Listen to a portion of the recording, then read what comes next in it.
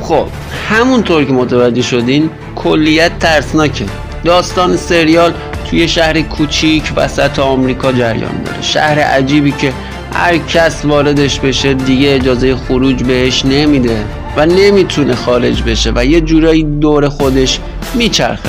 کارگردان این سریال همون کارگردان سریال لاسته. به جز ساکنان عادی موجودات یا هیولاهایی هم هستن که خیلی زرنگن و میتونن تغییر شکل بدن و طرف مقابل رو متقاعد کنن. یه جورایی شبیه خوناشامان، روزا بیرون نمیان و فقط شبا بیرون میان. اهالی نباید بذارن که وارد خونه بشن. توی جنگل یه طلسمی پیدا میکنن که مانع ورودشون به خونه میشه. این سریال به قدری خوش ساخته و همه چیز سر جای خودشه که نمیتونی از ادامه دادن و دیدن قسمت‌های بعدی دست برداری. به هیچ وجه نمیتونی قسمت‌های بعدی رو حدس بزنی و همین بیشتر جذابش میکنه.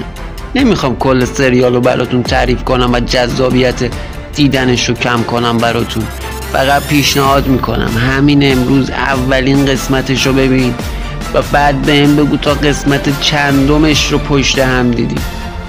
رضایت 93% از منتقدان و امتیاز کاربران از IMDb 7/7. در حال حاضرم 2 فصل ازش اومده و 20 قسمت در کل و ادامه داره.